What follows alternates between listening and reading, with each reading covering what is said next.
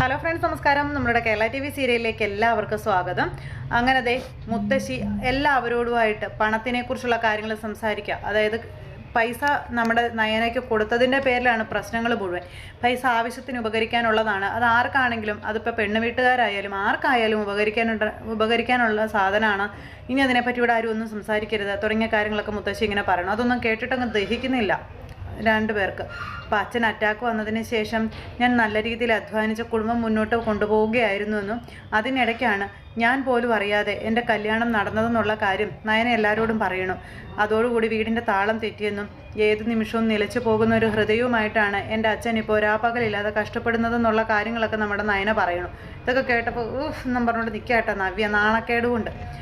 എങ്കിലും മനസ്സെത്തുന്നിടത്ത് ശരീരം എത്തുന്നില്ലെന്നും സഹായത്തിനാണെങ്കിൽ ആരുമില്ല താനും. അപ്പോൾ പിന്നെ എൻ്റെ അച്ഛനെ ഞാൻ സഹായിക്കണ്ടേ, അതുകൊണ്ടാണ് ഞാൻ ഇതൊക്കെ പറയുന്നതെന്നൊക്കെ പറഞ്ഞ് നമ്മുടെ നയന ഇങ്ങനെ പറഞ്ഞിട്ട് അവിടെ നിന്ന് പോവുക. ഈ നിൽക്കുന്ന നയനമോളുടെ ചേച്ചി മാത്രമല്ല, അമ്മായിയമ്മയായ നീയും മരുമകളിൽ നിന്ന് പലതും പഠിക്കാനുണ്ടെന്ന് മുത്തശ്ശി പറഞ്ഞു, അറിയാനുണ്ടെന്നും പറഞ്ഞു. ഇതൊന്ന് കേട്ട ദഹിക്കുമോ രണ്ടുപേർക്കും? രണ്ടെണ്ണവും കുശുമ്പും കുത്തിക്കൊണ്ട് അവിടെ അങ്ങനെ നിൽക്കുക. പറഞ്ഞിട്ട് മുത്തശ്ശി അങ്ങ് പോയി കഴിഞ്ഞപ്പോഴേക്കും ദേ നമ്മുടെ നയനയ്ക്ക് പോകാനുള്ള സാഹചര്യങ്ങൾ ഒരുങ്ങി. അപ്പോഴേക്കും ദേ പെട്ടെന്ന് നമ്മുടെ നയനയുടെ വീട്ടുകാരെയാണ് കാണിക്കുന്നത്. അപ്പോഴത്തേക്കും അച്ഛൻ അവിടെ ഇരിക്കുന്നു. പെട്ടെന്ന് ഒരു ചേട്ടൻ അങ്ങോട്ടേക്ക് വന്നു. വരണമെന്നും പറഞ്ഞാൽ ചേട്ടനെ വീടിനകത്തേക്ക് ക്ഷണിച്ചു. അപ്പോൾ ഞാനൊരു ബൾക്ക് ഓർഡറുമായിട്ടാണ് വന്നിരിക്കുന്നതെന്നൊക്കെ പറഞ്ഞു. 4 അമ്പലങ്ങളുടെ ഓർഡറാണെന്നും കുറച്ച് സമയമെടുത്ത് ചെയ്യേണ്ട കാര്യങ്ങളാണെന്നും അത് നല്ലതുപോലെ ചെയ്തു കഴിഞ്ഞിട്ടുണ്ടെങ്കിൽ നല്ല ക്യാഷ് കയ്യിലേക്ക് കിട്ടും. അപ്പോൾ ക്ഷേത്ര കമ്മിറ്റിക്ക് പൈസ ഒരു പ്രശ്നമേ അല്ല തുടങ്ങിയ കാര്യങ്ങളൊക്കെ പറഞ്ഞു. അപ്പോൾ അതൊക്കെ കേട്ടപ്പോൾ അദ്ദേഹത്തിന് സന്തോഷമായി. അപ്പോഴേക്കും അങ്ങോട്ടേക്ക് കനക ഇറങ്ങി വന്നു കഴിഞ്ഞ് സംസാരിക്കുമ്പോൾ, കുറേ നാളായിട്ട് സാറിനെ ഇങ്ങോട്ട് കാണാറില്ലായിരുന്നല്ലോ എന്നൊക്കെ കനക വന്ന ചേട്ടനോട് പറയാട്ടോ. എന്നിട്ട് പിന്നെ ഇവർ വിശേഷങ്ങളൊക്കെ സംസാരിക്കുന്നു. അപ്പോൾ ഇവിടുത്തെ പ്രധാന ശില്പി എവിടെയാണെന്ന് ചോദിച്ചു. അതൊന്നും അറിഞ്ഞില്ലേ, മോളുടെ കല്യാണം കഴിഞ്ഞു എന്ന് പറഞ്ഞു അച്ഛൻ. മോളുടെ മാത്രമല്ല കേട്ടോ, മോളുടെ ചേച്ചിയുടെ ഒരേ വീട്ടിലേക്ക് തന്നെ രണ്ടുപേരും പോയിരിക്കുന്നത്. അനന്തപുരി തറവാട്ടിലേക്കാണെന്ന് പറഞ്ഞപ്പോൾ ആണോ എന്നൊക്കെ ചേട്ടൻ ചോദിച്ചു. നമ്മുടെ മൂർത്തി ജ്വല്ലറിയുടെ ഓണർമാർ അനന്തമൂർത്തി സാർ, അദ്ദേഹത്തിൻ്റെ കൊച്ചുമക്കളാണ് രണ്ടുപേരെയും വിവാഹം കഴിച്ചിരിക്കുന്നതെന്ന് പറഞ്ഞു. അയ്യോ, അത് ഞാൻ അറിഞ്ഞില്ലല്ലോ എന്നാ ചേട്ടൻ അന്നേരം പറയുക. അപ്പോൾ പിന്നെ നയനമോള് ഇവിടെ വന്ന് പണി എടുക്കുമെന്ന് ചോദിച്ചു. അത് പറ്റില്ല അർമോൻ സാറേ, മോളെ പണി പഠിപ്പിച്ചത് ഞാനല്ലേ എന്ന് ചോദിച്ചു. അപ്പോൾ പിന്നെ ഞാനത് ചെയ്തോളാമെന്നും പറഞ്ഞു.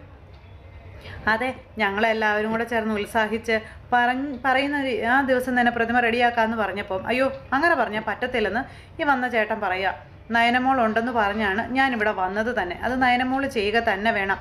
ഇനിയിപ്പോൾ നയനമോൾ ചെയ്യുന്ന കാര്യങ്ങളാണ് എനിക്ക് വലുത്. മാത്രമല്ല എനിക്ക് അതിലൊരു റിസ്ക് എടുക്കാനൊന്നും പറ്റില്ല ഗോവിന്ദ. എൻ്റെ ഉപജീവന മാർഗ്ഗമാണ്, എനിക്കത് നശിപ്പിച്ച് കളയാൻ പറ്റില്ല. അതുകൊണ്ട് ഈ നയനമോൾക്ക് മേലെ പ്രതിമ ഉണ്ടാക്കുന്ന ഒരു വ്യക്തി ഇന്ന് ഈ നാട്ടിലില്ല. അതുകൊണ്ടാണ് ഞാൻ നേരെ ഇങ്ങോട്ട് പോകുന്നത്. ഇനിയിപ്പോൾ മോൾ ഇവിടെ ഇല്ലെന്നുണ്ടെങ്കിൽ അത് നടക്കില്ല. നയനമോൾ പോയതിൽ പിന്നെ ഓർഡറുകൾ അങ്ങനെ വന്നിട്ടില്ലല്ലോ, ശരിയല്ലേ? അതാണ് അതുകൊണ്ടാണ് നിങ്ങൾ ഈ ഒരു കാര്യങ്ങളൊക്കെ ഇപ്പം എന്നോട് പറഞ്ഞത്. പിന്നെ ഗോവിന്ദനെ ഞാൻ വില കുറച്ച് കാണുകയൊന്നുമല്ല. നിങ്ങളാണ് മോളെ കാര്യങ്ങൾ പഠിപ്പിച്ചതെങ്കിലും മോള് കുറച്ചുകൂടി ദൈവത്വമുള്ള കൂട്ടത്തിലാണ്. ആ കൊച്ച് എന്തുണ്ടാക്കിയാലും അതിൽ ഒരു ഫിനിഷിംഗ് ഉണ്ടാകും. ഈ മൂർത്തി ജ്വല്ലറിയുടെ 50ാം വാർഷികത്തിനും ഞാനും ഉണ്ടായിരുന്നതാണ്. അന്ന് അവിടെ നടന്ന കാര്യങ്ങളൊക്കെ അറിയാമല്ലോ. മോടി പിടിപ്പിച്ച ഗണപതി വിഗ്രഹം, അതെ മൂർത്തി സാറിൻ്റെ പോലും മനം കവർന്നതാണ്. പിന്നെ കൂടുതൽ സഹതാപത്തിൻ്റെ പേരിലൊന്നും ഞാൻ ഓർഡർ തരില്ല. അങ്ങനെ തന്നു കഴിഞ്ഞാൽ എനിക്ക് പരിക്ക് പറ്റുമെന്ന് ആ ചേട്ടൻ മുഖത്ത് നോക്കി പറഞ്ഞു.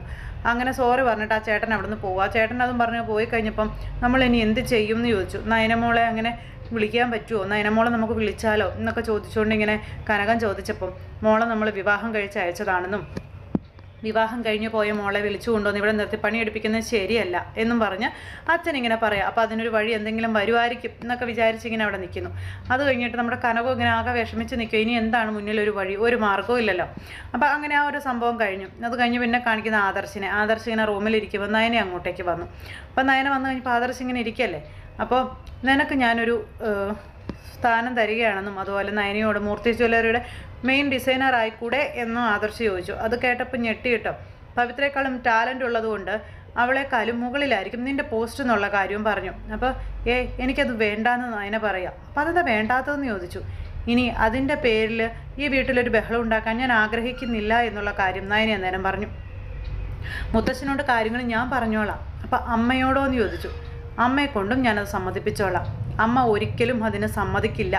അപ്പോൾ എന്താ നിനക്ക് ഇത്ര ഉറപ്പ് എന്ന് ചോദിച്ചു. അപ്പോൾ എനിക്കത് ഉറപ്പാണെന്ന് നയന പറഞ്ഞ് അങ്ങ് പോകുമ്പോഴേക്കും ഇവരുടെ സംസാരം കേട്ടുകൊണ്ട് ജാനകി അങ്ങോട്ടേക്ക് വന്നു. അപ്പോൾ ജാനകി വന്ന് ആദർശിനോട് കാര്യങ്ങൾ പറയുവാണ്. അപ്പോൾ ഇപ്പം നടന്ന സംഭവങ്ങളെ പറ്റി.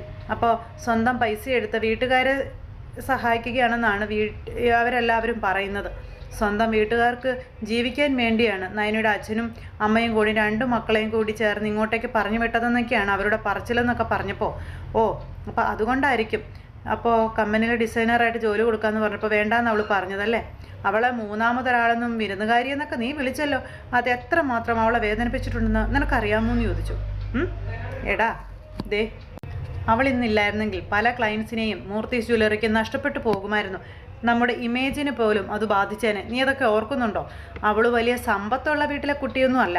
പക്ഷേ അവൾ വരച്ച ഡിസൈനുകൾ കൊണ്ട് ലക്ഷങ്ങളാണ് നമ്മുടെ ജ്വല്ലറിക്ക് കിട്ടാൻ പോകുന്നതെന്നും പറഞ്ഞു. മോനെ, അതിൻ്റെ നന്ദിക്കെട്ട് നീ കാണിക്കരുത്. പിന്നെ നയനമോളെ തനി തങ്കോ കുഞ്ഞെ. പിന്നെ എന്തിനാണ് അവൾ പൊന്നിൽ കുളിച്ച് നിൽക്കുന്നത്? അവളെ ഒന്ന് തിരിച്ചറിയാൻ നീ ശ്രമിക്കുക, ഒന്ന് മനസ്സിലാക്കാൻ നീ ശ്രമിക്കാൻ പറഞ്ഞു. അങ്ങനെ പറഞ്ഞിട്ട് ജാനകി അങ്ങ് പോയി. ആദർശ് ഇങ്ങനെ ആലോചിച്ച് നിൽക്കുക, പറഞ്ഞതൊക്കെ സത്യമാണല്ലോ എന്നുള്ളൊരിതിൽ. അത് കഴിഞ്ഞപ്പോൾ പിന്നെ കാണിക്കുന്നത് അനിയാട്ടോ. അനി ഇങ്ങനെ ആ ഒരു കവിതയുടെ കോപ്പിയൊക്കെ കൊണ്ട് നന്ദുവിനെ കാണിച്ചു. അത് വായിച്ചു കഴിഞ്ഞപ്പോൾ ഈ ഒരു കവിത വന്നതിൽ പിന്നെ അനി ഇച്ചിരി ആളായിട്ടുണ്ട്.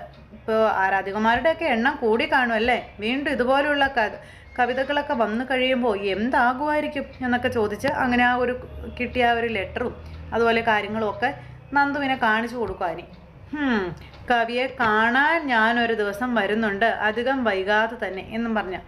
അപ്പോൾ എല്ലാ ഭാവുകങ്ങളും നേർന്നുകൊണ്ട് നിർത്തുന്നു എന്നും പറഞ്ഞങ്ങനെ വായിച്ചു തീർത്തപ്പോൾ എങ്ങനെയുണ്ടെന്ന് ചോദിച്ചു അനി. അവൾ അനിയെ കാണാൻ വരുന്നു എന്നാണ് എഴുതിയിരിക്കുന്നത്. അപ്പോൾ എത്രയും പെട്ടെന്ന് കൂടിക്കാഴ്ച ഉണ്ടാകുമെന്ന് ചോദിച്ചു. അതൊന്നും അറിയില്ല. അവൾക്കാണല്ലോ എന്നെ കാണാൻ താല്പര്യം കൂടുതൽ. ഒരു കവിത എഴുതിയപ്പോൾ ഇതാണെങ്കിൽ അവസ്ഥ. ഇനിയിപ്പോൾ ബാക്കി എന്താകുമെന്തോ. അങ്ങനെ ഇവർ 2 പേരും കൂടി അങ്ങോട്ടും ഇങ്ങോട്ടും ഇരുന്ന് ആ ഒരു കാര്യങ്ങളൊക്കെ പറയാം. അപ്പോൾ ഇപ്പോൾ അനി ഒരുപാട് മാറിപ്പോയി. അനി ശരിക്കും പറഞ്ഞാൽ ഇപ്പോൾ കവിതയുടെ ഒരു ലോകത്തേക്കായി.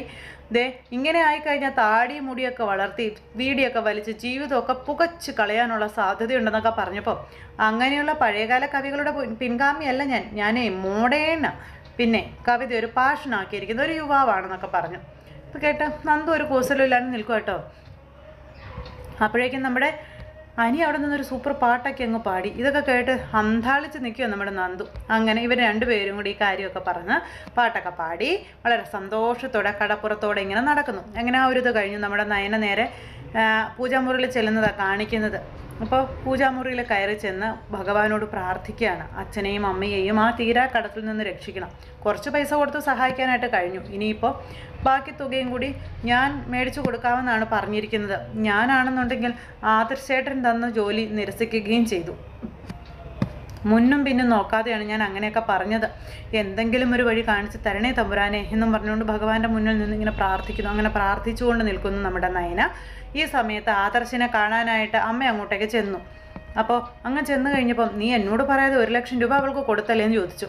അതിൻ്റെ സാഹചര്യമൊക്കെ അമ്മ അറിഞ്ഞതല്ലേ. അവൾ അതുപോലെയാണ് എന്നെ രക്ഷിച്ചതെന്ന് ആദർശ് അന്നേരം അമ്മയോട് പറയാം. അവളില്ലായിരുന്നെങ്കിൽ കോടികളുടെ ബിസിനസ് നമുക്ക് നഷ്ടപ്പെട്ടു പോകുമായിരുന്നു. അപ്പം തന്നെ അവൾക്ക് ഞാൻ ജോലി വരെ ഓഫർ ചെയ്തതാണ്. എന്നിട്ടും നയന വേണ്ടെന്നാണ് പറഞ്ഞതെന്ന് പറഞ്ഞു. അത് അമ്മയെ പേടിച്ചിട്ടാണ് വേണ്ടാന്ന് പറഞ്ഞത്. അമ്മയെ പേടിച്ചിട്ട് ഇനി അവളൊന്നും വേണ്ടാന്നൊന്നും പറയണ്ട. അവൾക്ക് നീ കൊടുക്കാമെന്ന് പറഞ്ഞ ജോലി അതങ്ങ് കൊടുത്തേക്കാൻ പറഞ്ഞു. അമ്മേ, എത്രയൊക്കെ അവളെ ചവിട്ടി താഴ്ത്തിയാലും അവളുടെ കഴിവുകൾ കണ്ടില്ലാന്ന് നടിക്കാൻ പറ്റില്ലെന്ന് ആദർശ നേരം അമ്മയോട് പറയുക. അമ്മ അത് മനസ്സിലാക്കണം. അവൾ ഒരുപാട് ടാലൻ്റുള്ള കുട്ടിയാണെന്ന് പറഞ്ഞപ്പം അവൾ നിൻ്റെ മനസ്സിലേക്ക് ഇടിച്ചു കയറുന്നുണ്ടല്ലേ എന്ന് ചോദിച്ചു അമ്മ മോനോട്. ഇപ്പോൾ 3ാമതൊരാളും വിരുന്നുകാരിയൊന്നും അല്ല അവൾ അല്ലേ എന്നൊക്കെ അമ്മ ചോദിച്ചപ്പോൾ മോനൊന്നും മിണ്ടാതെ ഇങ്ങനെ തല കുമ്പിട്ട് തന്നെ ഇങ്ങനെ ഇരിക്കും കേട്ടോ. നമ്മളെ ഒരു അപകടത്തിൽ നിന്ന് രക്ഷിച്ചവർ നമ്മൾക്ക് മറുകാൻ കഴിയോ, മാറ്റി നിർത്താൻ കഴിയോ അമ്മേ? അതുകൊണ്ടാണ് ഞാൻ നിന്നോട് പറഞ്ഞത് അവൾക്കൊരു ജോലി കൊടുക്കാനായിട്ട്. എന്തായാലും നീ അമ്മയെ അറിയാതെ സഹായിക്കാനൊക്കെ തുടങ്ങിയല്ലോ. അമ്മേ, ആര് നല്ല ഡിസൈൻ വരച്ചാലും അവർക്ക് ആവശ്യപ്പെട്ടൊരു പ്രതിഫലം അത് നമ്മൾ കൊടുക്കാറുണ്ട്. ഇവിടെ അവൾ ചോദിക്കാതെയാണ് ഞാൻ കൊടുത്തത്, അത് സത്യമാണ്. വേണ്ട എന്ന് അവൾ പറഞ്ഞിട്ടും ഞാൻ നിർബന്ധിച്ച് അവളുടെ കൈകളിൽ വെച്ച് കൊടുക്കുകയായിരുന്നു എന്നും ആദർശ് പറഞ്ഞു. എന്ന് മാത്രമല്ല, ആ പണം അവൾ വാങ്ങിയില്ലെങ്കിൽ ഇനി അവളുടെ ഒരു ഡിസൈനും വേണ്ടായെന്നും ഞാൻ പറഞ്ഞു. അതുകൊണ്ട് മാത്രമാണ് നയനി ആ പണം വാങ്ങിയത് എന്നുള്ള കാര്യവും പറഞ്ഞു. പിന്നെ അമ്മേ, ഞാൻ അമ്മയോട് പറഞ്ഞല്ലോ, അവൾ അവളുടെ വീട്ടിലേക്ക് പോയതും എന്നോട് ചോദിച്ചിട്ടാ, ആ പണം എടുത്തതും എന്നോട് ചോദിച്ചിട്ടാ. അവൾക്ക് അതിലെന്ത് ചെയ്യാനും സ്വാതന്ത്ര്യമുണ്ടെന്ന് ഞാനാ പറഞ്ഞത്. അവളുടെ കാര്യത്തിൽ നിനക്ക് എന്ത് തീരുമാനം വേണമെങ്കിലും എടുക്കാം, ഞാൻ അതിനൊന്നും എതിരല്ലെന്ന് പറഞ്ഞു അമ്മ. അതും പറഞ്ഞ് അമ്മ അവിടെ നിന്ന് അങ്ങോട്ടേക്ക് പോയി. അമ്മ അതും പറഞ്ഞ് പോയി കഴിഞ്ഞപ്പോൾ ആദർശ് ഇങ്ങനെ അന്താളിച്ചിങ്ങനെ നിൽക്കുക. അപ്പോൾ അമ്മയുടെ മനസ്സ് മാറി തുടങ്ങിയല്ലേ എന്നുള്ള രീതിയിൽ ഇങ്ങനെ ചിന്തിക്കുക. അപ്പോൾ അതെല്ലാം കഴിഞ്ഞതിന് ശേഷം പിന്നീട് ചെറിയച്ഛനെ കാണാനായിട്ട് ചെന്നു ആദർശ്. എന്നിട്ട് നയനമോളുടെ കാര്യങ്ങൾ പറയാം. അപ്പം അമ്മ പറഞ്ഞ കാര്യങ്ങളും പറഞ്ഞു. അപ്പം നയനമോള് ഡിസൈൻ വരച്ചതുകൊണ്ട് ഏറ്റവും കൂടുതൽ ഗുണമുണ്ടായത് നിനക്കാണെന്നും പിന്നെ നമ്മുടെ കമ്പനിക്കും ഇതുപോലെ ബൾക്കായിട്ടുള്ള ഓർഡറുകൾ ഇതുവരെ കിട്ടിയിട്ടില്ലല്ലോ എന്നൊക്കെ പറഞ്ഞപ്പോൾ ശരിയാണെന്ന് സമ്മതിച്ചു ആദർശ്. അങ്ങനെയാണെങ്കിൽ അവളുടെ കഴിവുകൾ ഇനിയെങ്കിലും നീ അംഗീകരിക്കണം, അവളെ നീ സ്നേഹിച്ച് തുടങ്ങണമെന്നും ചെറിയച്ഛൻ പറഞ്ഞു. ജോലി കൊടുത്തത് കൊണ്ട് മാത്രമൊന്നും കാര്യമായില്ല, അവളുടെ ആഗ്രഹങ്ങൾ അറിഞ്ഞ് നീ മുന്നോട്ട് പോവുകയും വേണമെന്നും ചെറിയച്ഛൻ പറഞ്ഞു കൊടുക്കാം. എപ്പോഴെങ്കിലുമൊക്കെ നീ നവിയം കൂട്ടി പുറത്തൊക്കെ പോയിട്ടുണ്ട്, ഒക്കെ ശരി തന്നെയാണ്. പക്ഷേ നീ കൂടുതൽ അവളെ മനസ്സിലാക്കാനും അവളെ സ്നേഹിക്കാനും ശ്രമിക്കണമെന്നൊക്കെ പറഞ്ഞു. നീ ബിസിനസ്സിൽ നമ്പർ 1 ആണ്. നിൻ്റെ മുത്തശ്ശനേക്കാളും ഒരു പിടി മുമ്പിൽ തന്നെയാണ് നീ, മുകളിൽ തന്നെയാണ് നീ. അത് മുത്തശ്ശൻ പോലും സമ്മതിച്ച കാര്യമാണ്. പക്ഷേ ദാമ്പത്യ ജീവിതത്തിൽ നീ പൂജ്യമാണോ എന്നെനിക്കൊരു സംശയമുണ്ട് എന്നിങ്ങനെ പറഞ്ഞു. അത് കേട്ടപ്പം ഇങ്ങനെ നിൽക്കും ആദർശ്. അങ്ങനെയൊന്നും അല്ല എന്ന് പറഞ്ഞപ്പോൾ, എന്നാൽ പൂജ്യത്തിൽ വില വയ്ക്കാൻ അതിൻ്റെ ഇപ്പറ ഒരു ഒന്നും കൂടെ കൊടുക്കണം, ഒരു 10%. എടാ അത് 100-ൽ അതാ വേണ്ടത്. നിനക്ക് അതിനൊന്ന് ശ്രമിച്ചൂടെ എന്ന് ചോദിച്ചപ്പം ശ്രമിക്കാമെന്നും പറഞ്ഞ ആദർശ്. നീ ശ്രമിക്കണം എന്നും പറഞ്ഞ ആദർശിനെ കുറേയും കൂടെ ഉപദേശിച്ചു ചെറിയച്ഛൻ. അത് കഴിഞ്ഞപ്പോൾ നമ്മുടെ ആദർശ റൂമിലേക്ക് വരുന്നു. എന്തൊക്കെയോ ആലോചിക്കുന്നുണ്ട്, നയനെക്കുറിച്ച് ഇങ്ങനെ കുറേ ആലോചിച്ച് കൂട്ടുക. പിന്നെ നയനയുടെ ഓരോ പ്രവൃത്തികൾ, അതിനുശേഷം കമ്പനിയിൽ വെച്ച് ആ വന്ന സാറുമാർ പറഞ്ഞ കാര്യങ്ങൾ, ഇതെല്ലാം നമ്മുടെ ആദർശ് ഇരുന്നിങ്ങനെ ചിന്തിക്കുന്നു. അങ്ങനെ ആദർശ് എല്ലാ സൗഭാഗ്യങ്ങളും നമ്മുടെ നയനയ്ക്ക് വാരി കോരി കൊടുക്കാൻ തയ്യാറാവുക കേട്ടോ. അങ്ങനെ ആദർശ് നയനയെ സ്വപ്നം കണ്ടുകൊണ്ട് അവിടെ കിടക്കുന്നു. ഇതേ സമയത്ത് നമ്മുടെ നയന അടുക്കളയിൽ ജോലി ചെയ്തുകൊണ്ടിരിക്കുക. പെട്ടെന്ന് ആദർശ് അവിടുത്തെ കിടന്നിട്ട് കിടപ്പുറയ്ക്കാതെ എഴുന്നേറ്റ് നയനയെ കാണാനായിട്ട് അടുക്കളയിലേട്ട് വന്നു. നയന അന്നേരം ഓരോന്ന് ചെയ്തുകൊണ്ടിരിക്കണം. അപ്പോൾ അങ്ങനെ പെട്ടെന്ന് ആദർശ് പിന്നിലൂടെ വന്ന് ഇങ്ങനെ പിടിച്ചു. അപ്പോൾ പെട്ടെന്ന് ഞെട്ടിപ്പോയി നമ്മുടെ നയന. തിരിഞ്ഞു നോക്കിയപ്പോൾ ആദർശ്. അയ്യോ, ആദർശേട്ടനായിരുന്നു എന്ന് ചോദിച്ചു. പിന്നെ നീ എന്താ വിചാരിച്ചത്? നിന്നെ പുറകിലൂടെ വന്ന് പിടിച്ചത് വേറെ ആരെങ്കിലും ആണെന്നാണോ? അല്ല, അങ്ങനെ ആരെങ്കിലും പുറകിൽ വന്ന് പിടിക്കുമ്പോൾ പേടിച്ച് പോകില്ലേന്ന്. അപ്പം നീ പേടിക്കുമല്ലേ എന്ന് ആദർശ് ചോദിച്ചു. അത്തരം വികാരങ്ങളൊക്കെ എനിക്കും ഉണ്ട്. നിൻ്റെ അടുക്കള ജോലിയൊക്കെ കഴിഞ്ഞോ എന്ന് ചോദിച്ചപ്പം ഇല്ല, കുറച്ച് പണി കൂടി ഉണ്ടെന്ന് നയനയും പറഞ്ഞു. എന്നാൽ പിന്നെ അതൊക്കെ തീർത്തിട്ട് പെട്ടെന്ന് റെഡിയാവും, നമുക്കൊന്ന് പുറത്ത് പോകാമെന്ന് പറഞ്ഞു. പുറത്തു പോകാനോ? അമ്മ അറിഞ്ഞ പ്രശ്നമാവില്ലെന്ന് ചോദിച്ചപ്പോൾ അമ്മ ഇപ്പോൾ കുറച്ചൊക്കെ നിനക്ക് അനുകൂലമായിട്ട് വന്നിട്ടുണ്ട്, അതുകൊണ്ട് അമ്മ എതിർക്കില്ലെന്നാണ് വിശ്വാസമെന്ന് പറഞ്ഞു ആദർശ്. അപ്പോൾ അത് കേട്ടപ്പോൾ നയനെ ഒന്ന് നോക്കി. ഞാൻ ജസ്റ്റ് ഒന്ന് പുറത്ത് പോയിട്ട് വരാമെന്ന് പറഞ്ഞു ആദർശ്. അല്ല, ഒരുമിച്ച് പോകാമെന്ന് പറഞ്ഞിട്ടോ പിന്നെന്താ ഇപ്പം? അത് പിന്നെ ഞാൻ പുറത്ത് പോകുന്നത് വേറൊരു കാര്യത്തിന് വേണ്ടിയാണ്. ഞാൻ പോയിട്ട് വരുമ്പോൾ നീ കുളിയൊക്കെ കഴിഞ്ഞ് ഫ്രഷ് ആയിട്ടിരിക്കാൻ പറഞ്ഞു. അപ്പോൾ ഞാൻ രാവിലെ കുളിച്ചതാണെന്ന് പറഞ്ഞു. എന്നാലും ഇത്തരം ജോലികളൊക്കെ ചെയ്തതല്ലേ, ആകെ ടയേർഡായി കാണും, ഒന്നുകൂടി ഒന്ന് ഫ്രഷ് ആകാൻ പറഞ്ഞു. എന്നാൽ ശരി, അങ്ങനെ ചെയ്തോളാവെന്നും പറഞ്ഞു നയനെ അങ്ങനെ നിൽക്കുമ്പോൾ ആദർശ് പോണു. പിന്നാലെ ചെന്നിട്ട്, അതെ ഇന്നെന്താ എന്നെയും കൂട്ടി പുറത്തൊക്കെ പോകണമെന്ന് തോന്നിയതെന്ന് ചോദിച്ചപ്പോൾ ഇന്നെനിക്കങ്ങനെ തോന്നി. എന്താ തോന്നാൻ പാടില്ലേ? അല്ല, പെട്ടെന്നൊരു മാറ്റം ഉണ്ടായതുകൊണ്ട് ചോദിച്ചതാ. കൂടുതൽ ചോദ്യമൊന്നും വേണ്ട, പറയുന്ന അങ്ങോട്ട് കേട്ടാൽ മതി എന്ന് ആദർശ് പറഞ്ഞിട്ട് അങ്ങ് പോയി. നയൻ ഇങ്ങനെ സന്തോഷത്തോടെ ഇങ്ങനെ നിൽക്കുന്നു. എന്തായാലും ആദർശിൻ്റെ ഈ ഒരു മാറ്റം നയനയ്ക്ക് ഒത്തിരി സന്തോഷം ഉണ്ടാക്കി. അങ്ങനെ നയന പോകുന്ന ആദർശിനെ നോക്കി ഇങ്ങനെ അവിടെ നിൽക്കുന്ന ഒരു സാഹചര്യത്തിൽ ഇന്നത്തെ നമ്മുടെ കഥ അവസാനിച്ചു. അപ്പോൾ എല്ലാവരും കാത്തിരുന്ന് കാണണം കേട്ടോ. എല്ലാവർക്കും നല്ലൊരു ദിവസം ആശംസിക്കുകയാണ്. നന്ദി.